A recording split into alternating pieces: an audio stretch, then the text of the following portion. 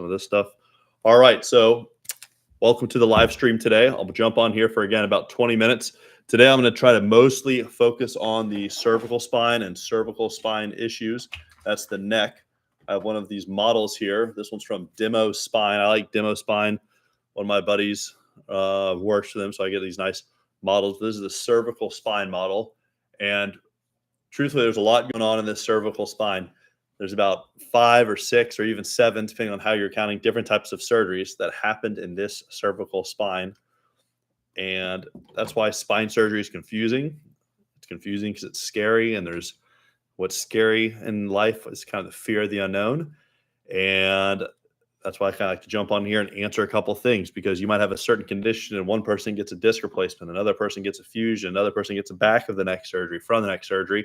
Well, that discrepancy creates confusion. It's like you take your car to the shop and there's different shops, there's different ways to fix it, there's different conditions your car comes in, and that's sometimes how I like to describe spine surgery. It's not, your issue is not indicative of what someone else might have, and that's why there's different ways to fix different things.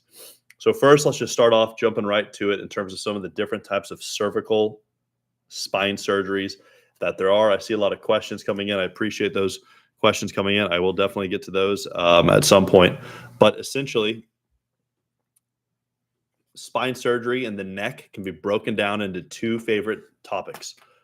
Did I say favorite? 2 topics. Sorry, I'm reading some of the comments as they're coming through.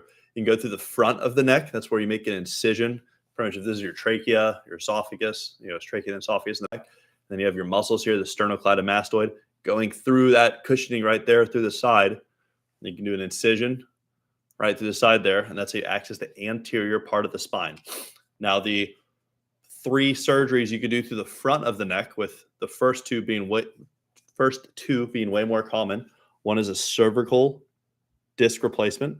That's this here between the cervical 5. It's a 1-level disc replacement. Arthroplasty being a fancy name for disc replacement. Arthroplasty being joint replacement. There's a model over here. This is an actual model of a cervical disc replacement. It looks just like this. It goes in between the disc spaces, again, through the front of the neck. So you do a cervical disc replacement. And just like that, not everyone's a candidate for those.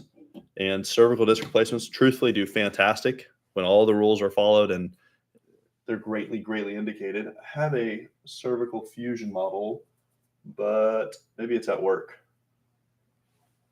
which is kind of surprising, or it's in my drawer somewhere.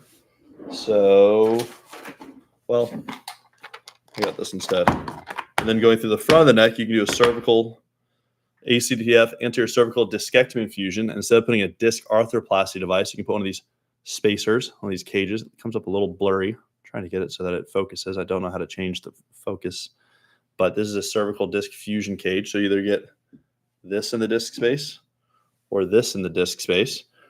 1-level, 2-level cervical disc fusions also do fantastic. They really, really do. They do great. Here's another model of one. This is one of those integrated ones where a screw goes through it. You can see there's like room for bone graft to go through there.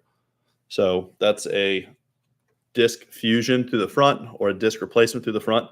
Much less common through the front. Truthfully, really, they're not. And this is the plate. This is a huge 4-level plate. We don't do 4-level disc fusions through the front that often.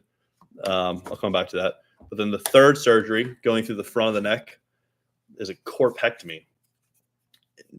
Pretty limited indication to a corpectomy, but essentially you're removing this entire piece of bone, and then the level above and the level below you're fusing. This is a corpectomy model right here between the C5 and C7, and that'd be if you had a couple different indications, be a trauma, a tumor.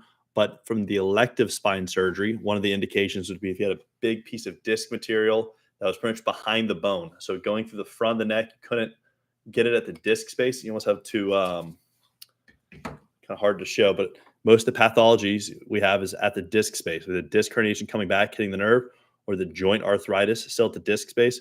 But if you get a large disc herniation, kind of travels behind this bone, the way to get to it is, and this is not that common, honestly, is you take out this piece of bone, not the whole thing. Really, you're pretty much making a trough in it, and then you put a cage that connects those two. Pretty much the same equivalent as a 2-level neck fusion is a 1-level corpectomy. It fuses those 2 bones.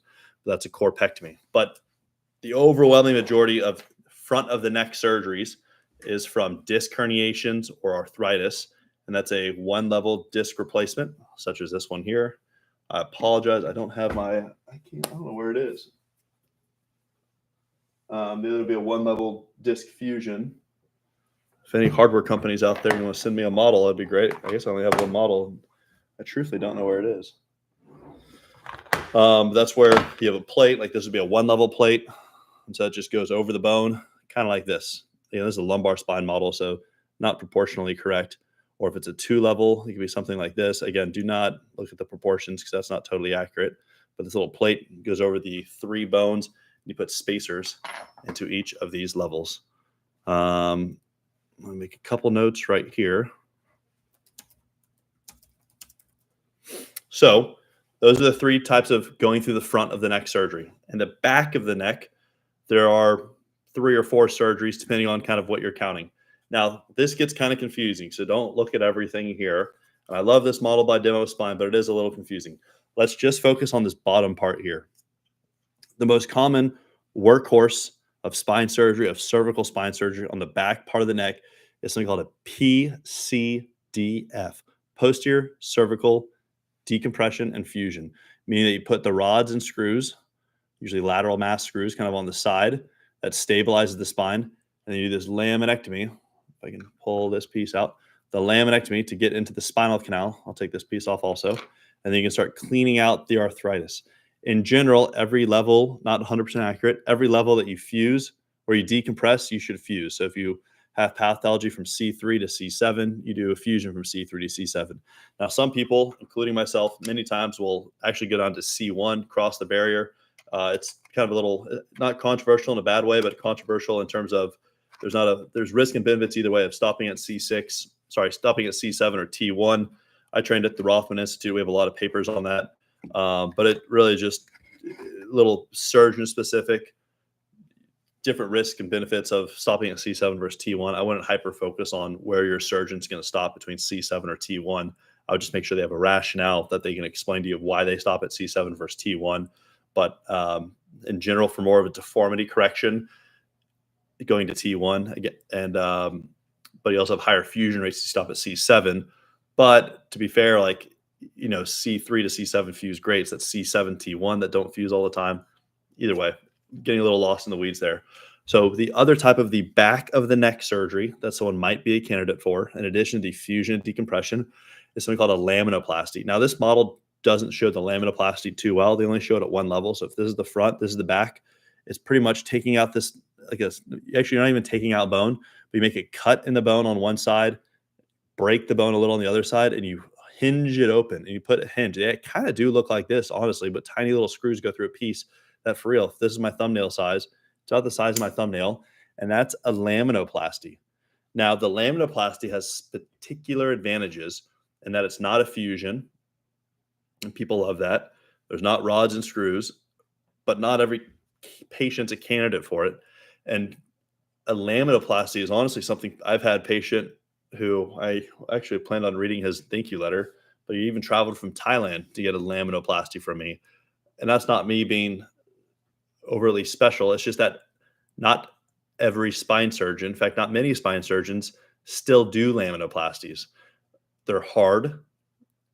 They are difficult. In some facilities, they pay less. Not a reason to judge your thing, but why are you going to, it's a fair argument. It's like, man, you're working harder to get paid less. I don't know about that. And in general, sometimes the outcomes between laminoplasty and fusion could be pretty similar in terms of patient outcome. And the fusion, you get more reproducible results sometimes. So not every candidate not every patient's a candidate for a laminoplasty anyway, but there's definitely certain patients that I see and I think would be a good laminoplasty. And I kind of like doing laminoplasties. Where I trained in residency, one of the doctors there that trained me, it was my mentor. He was one of the first in America to ever do a laminoplasty.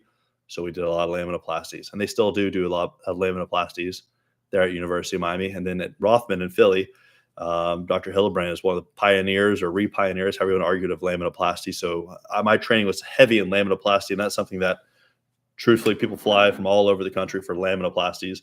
That being said, I wouldn't get too lost in the weeds. Truthfully, if your doctor's not offering you a laminoplasty, I don't necessarily know if that means you should delay your care or delay your treatment to go get third, fourth, fifth, sixth opinions to finally find someone that's going to offer you a laminoplasty. If they're offering you back of the neck surgery, the PCDF, posterior cervical decompression fusion, is the workhorse. And then there's this one. I think it's kind of weird, but fine. I like demo spine like the guy, but they have two different laminoplasties on here. They have the French door that's kind of splitting in the middle, opening up, putting the hinge in the middle, and then kind of this open door right here. But so they have two different models on laminoplasty. A little weird. I would have just done one, but fine. And then another type of surgery, they don't totally show it here. It could be something called a foraminotomy, a posterior cervical foraminotomy. And I will get to questions here. This is my last thing, and I'll stop talking. That's essentially, you can make an incision either the size of this part of the pin or the size of my thumbnail, kind of depending on how many levels. And then you just go back here on the back part of the spine. Let me use this one. This is the spine. It's on the back part of the spine, and make a little pilot hole to take the pressure off of the nerve root.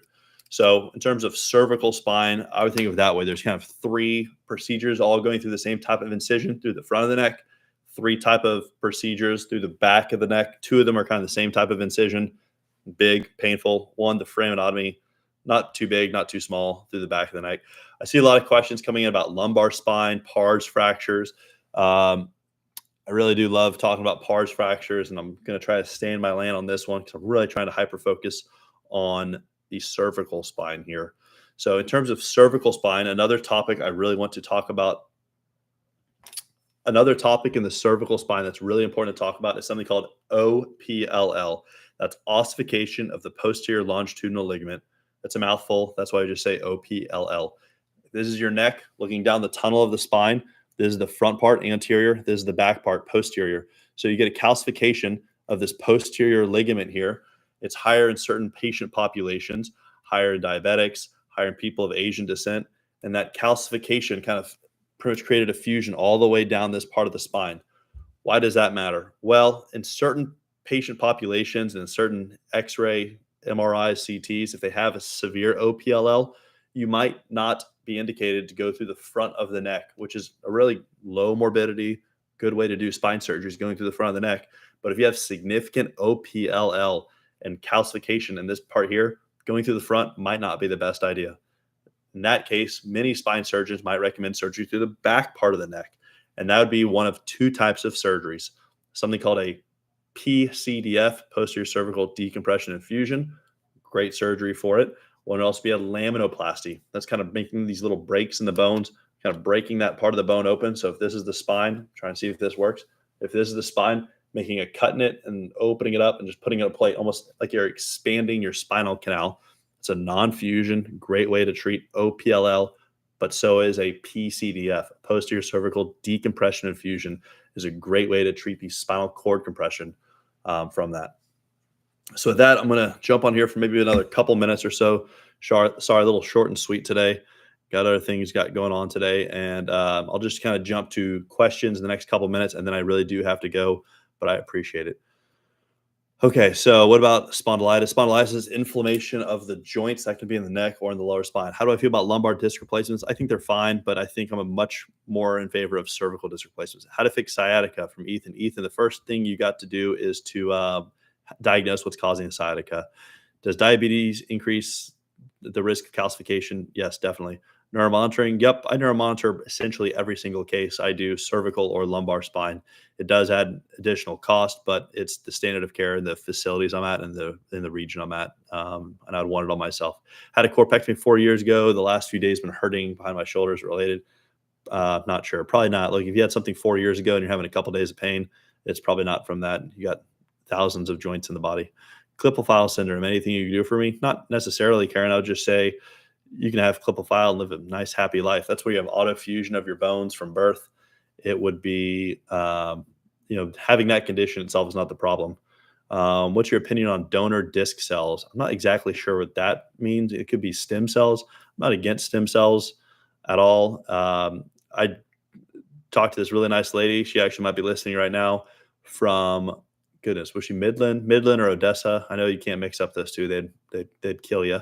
But Midland or Odessa, and she wanted to know if she should do stem cells. I wish I could share her images here. It's just a little too much work for me to do. But I showed her she's got severe spinal cord compression at multiple levels. And I said, well, look, I don't pretend to know much about you. If you've won the lottery and you got the money to do it, then go for it.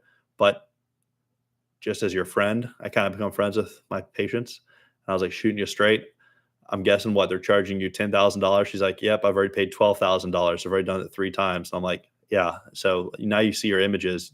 Do you think it's going to work? And she's like, no, not at all. I wish I can get my $12,000 back. I'm like, yeah. And then before people go out and say, well, you're just saying that because you don't want to lose money. I would take $12,000 cash all day, all the time. And then if it doesn't work, fine. You're still not the bad guy. It sounds like a great way to do medicine in a way, in terms of it's less risky, more money, and patients don't expect miracles. So I'm not against stem cells because it takes away business, because it doesn't. I just want to be truthful with patients. So I'm in favor if you want to do your stem cells. I just think it's extremely expensive, and the results don't show that it's much better, if at all, than steroid injections. What's my thought on that doctor in San Diego? You said the name. I think he's a good guy. I like him a lot. He's cash only. That's a bit of a bummer, but he's a nice guy, and um, that's my thoughts on him. Had surgery and I build houses now with some pain, but my fusion worked for me. Great. From Guy. My ribs keep popping out of place. I don't know if that's true. I mean, I don't know anything about you, but ribs popping out of place is pretty tough unless you have some hypermobility issue. From a person named John. Good to see you, Doc. Good to see you too, John. I got a lot of people on here. Can't confirm or deny if they're patients or not, but I do encourage you out to get with each other.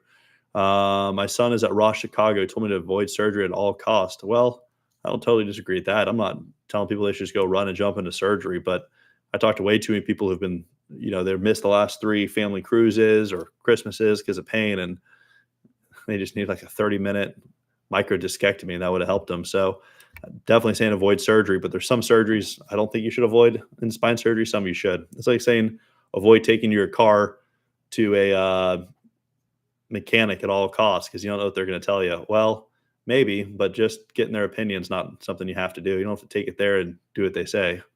Getting looked at is a good way to do it. What would you do for a 27% compression fracture if you don't have any pain? Well, I can't give any advice there, but if something doesn't hurt, I wouldn't mess with it. That's kind of the easiest way to think about that. I don't know any surgeons that specialize specifically in adult spinal bifida, but adult spinal bifida is not necessarily something that needs to be treated. It's a condition you have, kind of like our patient earlier who talked about clipophile. Just because you have a underlying diagnosis you were born with doesn't mean it needs any treatment, and it might not even be something that ever comes up. From Ryan the Rep, what's your favorite surgery to perform? I'd like maybe Ty for treating pars fractures at L5S1 with an ALIF with perk screws in the back. Super straightforward, super fast, efficient is probably the better way to say it, and super high patient outcomes, and that's great. I also like 2-level ACDFs, a little more than 1 level. How about that? From Jonathan Jones, thoughts on bone or stem cells for hernia disc. Jonathan, if you this is obviously getting recorded, maybe not obvious, this is getting recorded, maybe go back to 14 minutes, and I just kind of went over that. We're at 18 minutes now, but go back to 14 minutes. I talked about that. Kind of went off on a little tangent there, but that was a good one. Any other modalities you are interested in? I don't know, maybe I missed your other question. Like modalities of what? Am I in California? From Bryce. No, I'm in Dallas, Texas, my hometown, born and raised here. And I love Dallas. We got some Dallas Stars game here in 28 minutes, hence the reason I got to go. Having lots of my pain in my lower back, it's getting worse. Maybe. I'm not sure to do that. Any help with kyphosis? Kyphosis, fixing that is rods and screws surgery. Depends if the kyphosis is in the neck or in the lower spine. Do you think an ALIF standalone is good for spondylolisthesis? Not necessarily. It depends the underlying indication. If it's a pars fracture, someone would argue that's contraindicated to do a standalone ALIF. If you have a stable degenerative spondy, well, some would argue do you even need a fusion? That said, I do like standalone ALIFs. And for those at home being like, what is a standalone ALIF? Be something like this, going small incision on the belly button, going through the belly, great way to do it. That's a whole different argument. But going through the belly as opposed to doing it all from the back is amazing. Just a lot of surgeons truthfully don't have access to do that because they don't have the access surgeon to go through. Either they work at a university setting and their access surgeon is doing other cases, or aren't at all financially incentivized to help out the spine surgeons. So why would they want to go take extra time? But in certain cities or private practices, it's a whole industry, and It's you have someone who's going through the belly, helping putting in these spacers maybe 5 times a day, whereas in the academic setting or in certain regions, maybe their access surgeon is doing that 5 times a month. And so that efficiency and speed adds up. But a standalone ALIF going through the belly, putting one of these spacers just like this through, and then I usually overplate my standalones maybe once a year. The vascular anatomy didn't allow it, but that's super rare. Just not anything I'm doing or skill wise of myself, but the skill set of my approach surgeons. They just can let me see the whole world. And so only one case was so scarred down. It was virgin initial tissue. So it was kind of weird, but that's also why I use cages that have standalone indications, which is great. Does a fascitectomy help with leg or nerve pain? Probably, Gail, but you don't want just a fascitectomy. I mean, you do, but if you get a fascitectomy, then you probably need a fusion also. Unless it's just a partial fascitectomy, that's fair. Can you ablate the cervical spine area? You can, for sure. Do you use cage or cadaver? Both, D. It's a little patient specific. In general, I like using titanium interbody cages more than cadaver. Aetna pretty much requires the surgeon to use dead person cadaver bone. I think it's pretty cruddy. Studies are debatably equivalent. That being said, I don't know. If I have the choice of not having a dead person in me, I'd rather not have a dead person in me. And it's wild that insurance companies dictate that information for y'all. But that's Aetna, and I just think they're the worst. United Healthcare gets a lot of bad press, but I think Aetna is way worse than United Healthcare. That's just where I practice. That could be different in your region, and it also could be different with different types of surgeries. But from a spine surgery, like, happy to go on the record and express my frustration with them because it really takes time away from my patient care and can't do the exact things I'd like to do. From Lee, nurse here, Aetna and United Healthcare, absolute problem with children, hands down across the board. Yep, and it's tough. Do you accept workers' compensation from a second opinion from Hawaii? No, I don't. No. Have you had cervical decompression for 6 months, getting better? Had cervical decompression. Okay. I think I missed part of your question. I apologize. What about scoliosis? Brace for 5 years, no pain, but gravity at 66, making my posture poor from Birdie. Hard to say kind of what the question is there. What type of surgery for fused C4, C5? Well, if you're already fused there, then maybe you don't need anything. But if you're fused there from arthritis in the front, fine. But if you're from arthritis in the back, pinching the nerves, that causes numbness and tingling going down. All right, I'm going to do a couple more questions and I got to go. From Phoenix, what do you suggest for treatment of spondylolisthesis? I suggest you go onto YouTube and search that term and then my last name. I actually have about a 30-minute video about spondylolisthesis. It legitimately is my favorite condition to treat because of the outcomes and my rapport with the patients on treating it. And that's why I personally made a 30-minute video with no help from any editing software, outsourcing, or anything like that. I kind of make it all on my phone, and it takes a lot. From Troy Myers, sorry to hear about your condition there, Troy. I'm not sure kind of what's going on. Is BCBS a little more accommodating versus the one you listed? Yep, Blue Cross Blue Shield. Someone actually told me they pay the worst. I don't know if that's 100% true, but yeah, I actually like Blue Cross Blue Shield the most. It's something like I say, here's a surgery the patient needs, and usually they're like, sounds great, let's take care of them. So not defending them. I used to also say United Healthcare was the best. They used to have those Dr. Glaucoma Flocken videos, and he always ripped on United Healthcare. I'm like, actually, they're one of my favorite ones to submit cases for because they're so good. But that changed like a couple years ago, and now they're terrible. But for a while, I think it just changes, and I don't know what makes it change. I'm sure it's all money on their part. Any tips for getting providers to listen about chronic neck pain that's escalating?